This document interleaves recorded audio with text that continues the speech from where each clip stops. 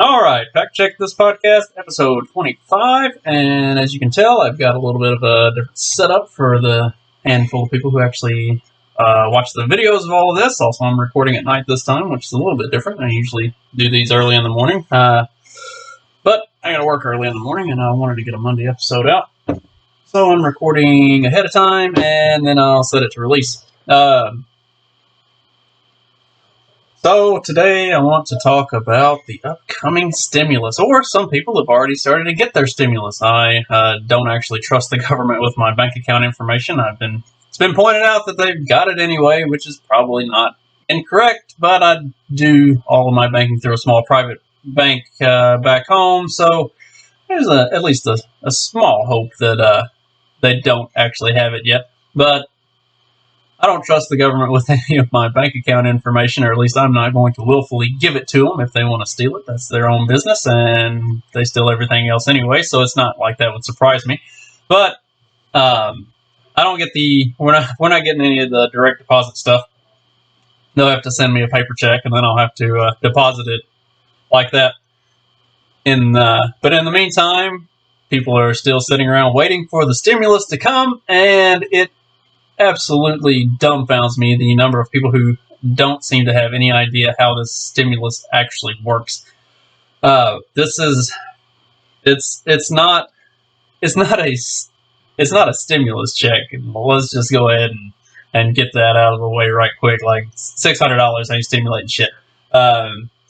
Be lucky if for most people that would cover their gas, electric, and water bill for the month. Like maybe that's your utilities payment.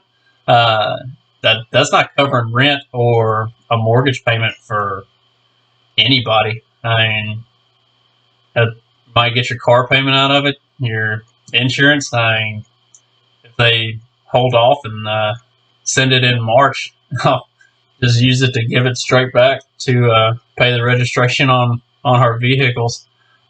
It's the $600 is a joke. It's not stimulating anything anyway. And even if it was $2,000, like I understand the concept that $2,000 would be a significantly bigger chunk of money for most people, and it would make something of a difference. But is it making 8 months worth of a difference? I mean, $2,000 over the last 8 months that we've been locked down, like what is that actually accomplishing? What is that? Who's that changing their situation for? Nobody. Like that's not even a month's pay for a lot of us. It's not accomplishing much of anything. And that's the messed up part. The number, or the first messed up part of it is, none of this stimulus is going to stimulate anything. It's I love the memes of Walmart with all the big screen TVs sitting out in the aisles marked $500, $520, $540. That's exactly what it's going to do. Like the only thing that this $600 stimulus is going to stimulate is Walmart's bottom line. That's the way it was with the first round of stimulus with the $1,200. I mean, working at Lowe's, like we saw it firsthand. That was everybody's opportunity to build a deck, to work on their house, to do all the stuff that they had been putting off. I mean, the people who need this money to pay bills, their bills are way, way higher than what $1,200 at that time, and $600 now, or $2,000. Like that's not putting a dent in the bills that you've got.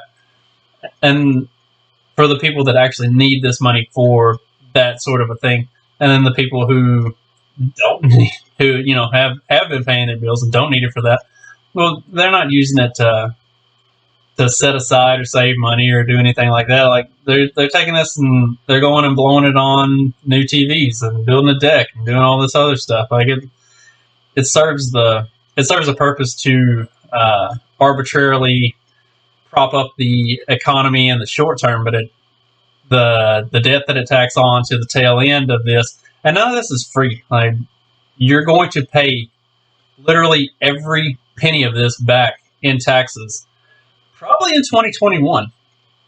And what you don't pay back, we'll be paying back forever, and our children and grandchildren, they've completely bankrupted this country with the overreaction to coronavirus. Effectively, I mean, that's really what it is. The best stimulus that we could possibly have would be open things back up, let people get back to work, and stop taking our income.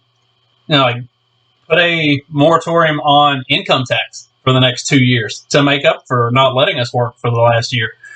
How about canceling property tax? I actually, while I very strongly dislike income tax, I'm actually much more pissed off by and personally offended by property taxes.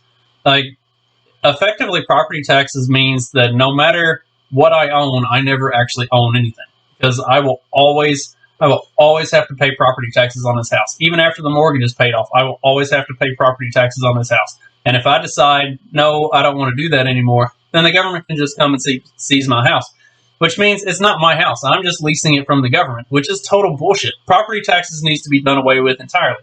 Same for my truck, same for my wife's car.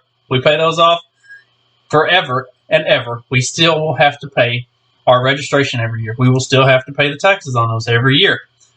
Nothing that you own is actually yours. It's all just a short-term rental for the government.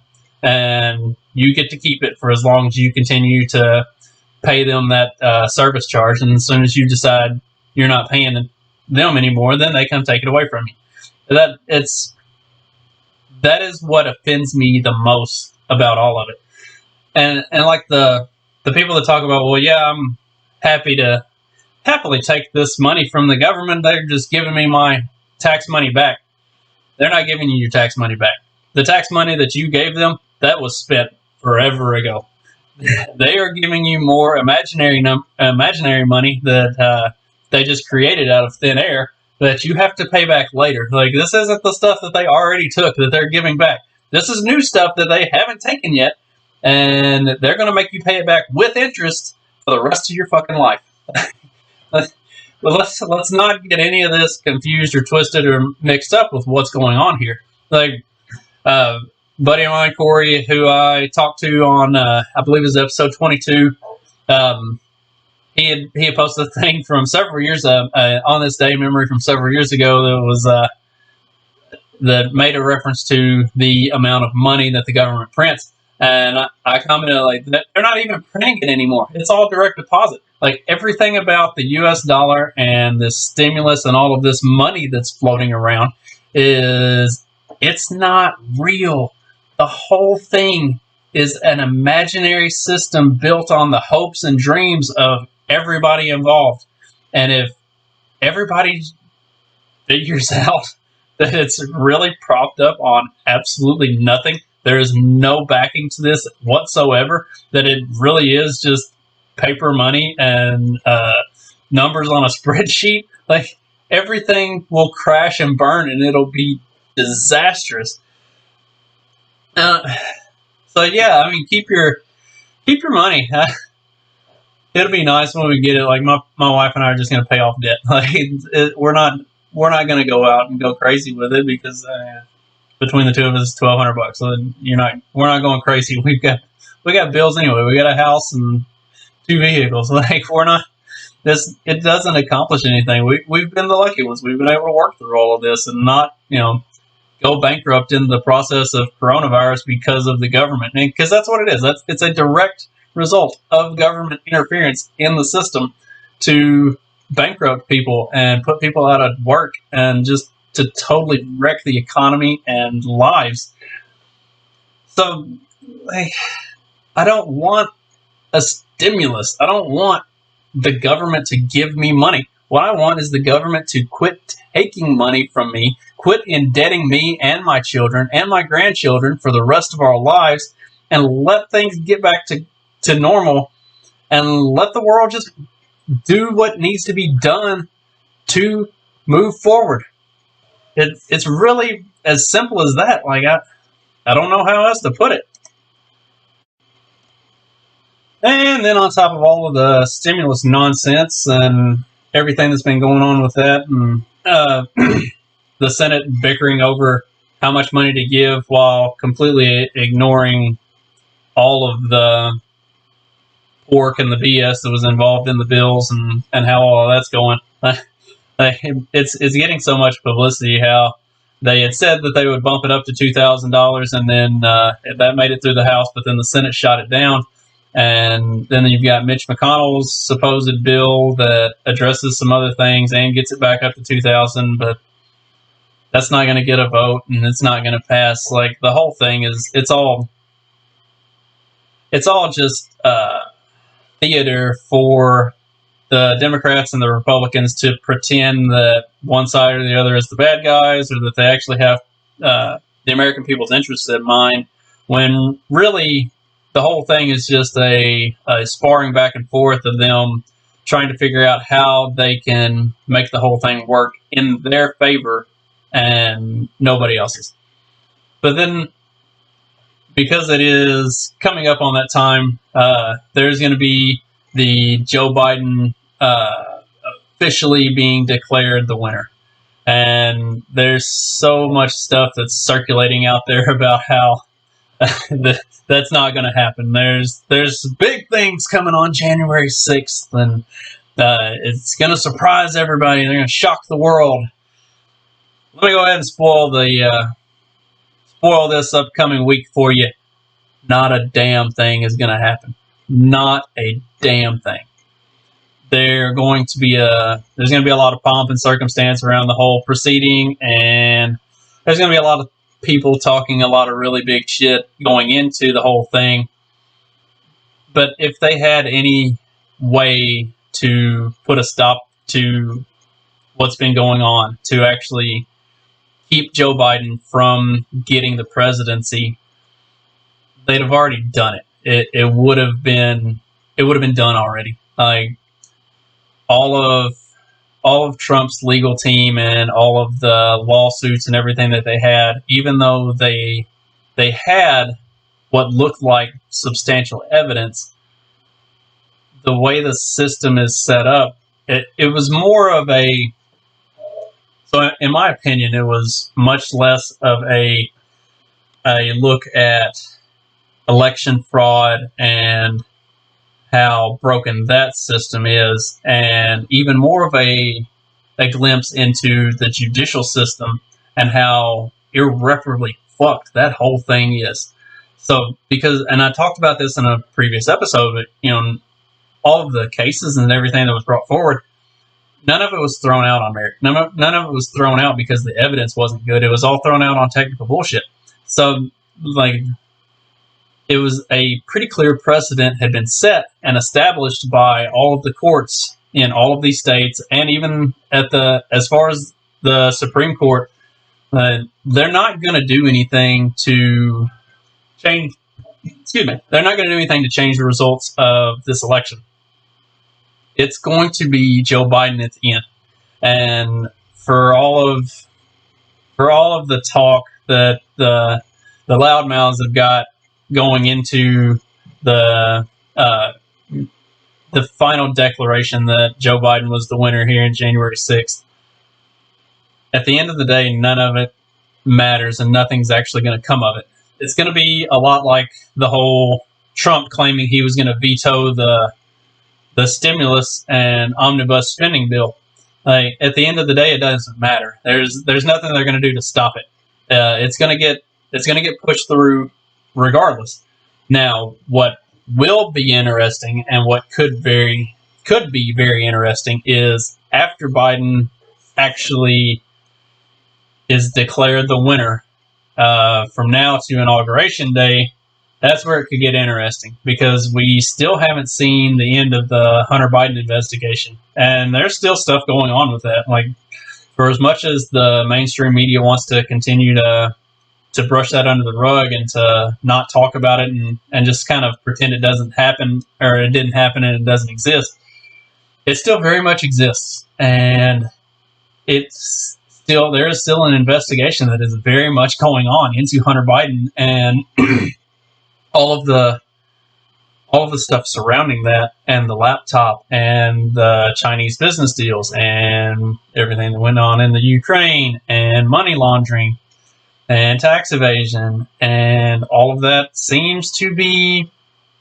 pretty soundly linked back to Joe Biden in one way or another, and there are people who will connect him to that.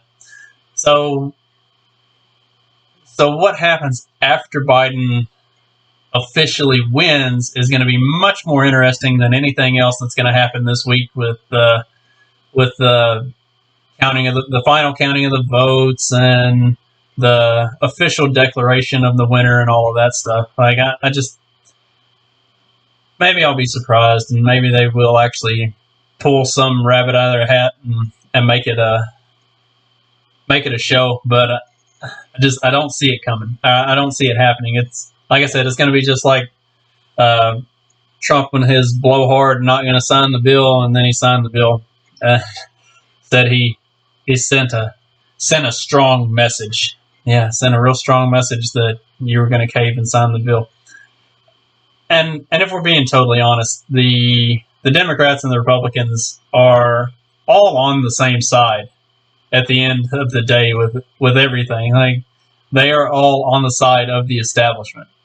So they're not going to give, the establishment is not going to give Trump another crack at 4 more years. Like, he had his 4, and they're just happy to have gotten through it relatively unscathed, which in and of itself is complete and total bullshit. Like, there's no way he should have gone out. Like, he's known since the very first lawsuit was thrown out on technical BS that they were not going to overturn the results of this election. So, like, there was no sense in trying to play the game and keep trying to fight the system for the next, 2 months. What he should have done right then and there was pardon everybody who had revealed secrets of the state. Assange, Snowden, everybody. Pardon them all, and then just start popping the top on everything. Just blow the lid straight off of this motherfucker and go out with a bang. Like, reveal everything that they've been covering up, that everybody suspected but nobody actually knew. Just let it all hang out and go out and just totally tear the thing down to the frame. That's what he should have done. And if he was playing this 4D chess like all of his sycophant followers believe he is, that's exactly what he would have done. He should have just gone out and torched the whole thing on his way out the door.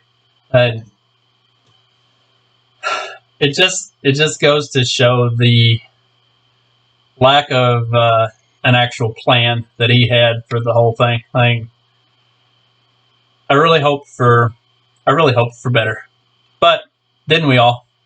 I guess from a more moderate perspective, I really sincerely hope for better candidates from the Democrats. Like, I would expect them to actually run somebody that's worth a fuck, and they just keep going with the same useless candidates. And then it's going to be interesting to see how long Joe Biden lasts. And after they do get rid of Joe Biden, and by they, I mean the Democrats, they're going to be the ones that run his ass out on the rail. They're not going to wait for the Republicans to come up with anything, because the Republicans are a bunch of pussies. Like, they're totally toothless when it comes to doing anything. They just don't have the balls for it. They want to be too politically correct. They want to be too nice. They're so afraid of being viewed as the bad guy that they just don't have any teeth at all. So it's going to be the Democrats that ultimately end Joe Biden's presidency, and it'll be so they can push Kamala Harris in, who's the person that they wanted, 2 years ago in 2019. They were trying to push her at the end of 2019, so a year and a half ago. They established pretty strongly that she's who they wanted, and it just completely tanked because nobody liked her. So they were going to find a way to make sure that they got their woman in there one way or the other. And even if it meant pushing her through on the Joe Biden's coattails and totally screwing an election, they were going to do what they had to do to make sure she got in. And now it's just a matter of time of how long are they going to let Joe Biden hang around before they finally just completely dispense with him and move on. And when they do get rid of him, it's going to be ugly. Like, they are going to make sure it's scorched earth. Like, he's going to go down looking like a real bad guy. And that's going to be very entertaining for a lot of us who don't particularly care for Joe Biden and his record and just a lot of the stuff that he says and does and what he represents. But at the same time, it's going to be pretty bad because of the kind of precedent that it sets for how the Democratic Party is going to go forward. And like, Kamala Harris isn't going to be some uber progressive. She's very much an establishment type. Like, she's not coming in to change anything. She's just the face that they want to tack onto this thing. So I think it's going to be amusing. The next 4 years are going to be highly entertaining. It's going to be extremely political. The mainstream media is going to back off, and they're not going to cover any of this stuff. So if you actually want to get legitimate coverage on what's happening for real in politics, you're going to have to start checking out alternate media sources. You're going to have to start looking at OAN, which, for as much as they suck Trump off, they actually do some relatively decent reporting. And like, they look at the real news a lot of times. The same with the Daily Wire. For as much as I think Ben Shapiro is kind of a pussy a lot of times, like, the Daily Wire as a production, as a news company, they do a good job of looking at the truth of the issues and reporting what's actually going on. The Federalist, 10th Amendment Center, fee.org. Oh, there's several others. And I've posted links to a bunch of them before, but like, you're not going to be able to keep looking at just the regular CNN, NBC, ABC, CBS, Fox to get any level of real news or real reporting. You're going to have to start going and looking for these, alternate news sources. The Federalist is really good. It's one that I like a lot. But there are plenty of them out there. But it's time to start going out and finding the information for yourself, because nobody's going to give it to you, especially not with the way this game is being played. Politics, it's going to seem like things are less political if you pay attention to mainstream media, but the way the game is going to be played behind the scenes for the next 4 years is going to be ugly, and it's going to be brutal. And I think if 2020 did not red pill enough people as to exactly what's going on and how the government is kind of working and pulling the strings on all of this, I think 2021 might be what does it, because they're not going to back down from any of this. Like, COVID is going to go away, or it's going to reach normal flu-like, annual thing levels, and they're not going to change any of this stuff. Like, they're going to keep driving the narrative that they've been driving for the last 10 months. And they're going to double down on all the draconian lockdowns and mandates and everything that have been proven over and over again to be ineffective. And it's really going to show their hand as to what they have intended. And hopefully people start to fight back. I know it's time. It is definitely time. So that's all I got for today. I'll be back later in the week to probably talk about more of this stuff. Hopefully I've got something a lot of fun to talk about from whatever happens on January 6th. And we'll go from there. So have a good one, and I'll see you later.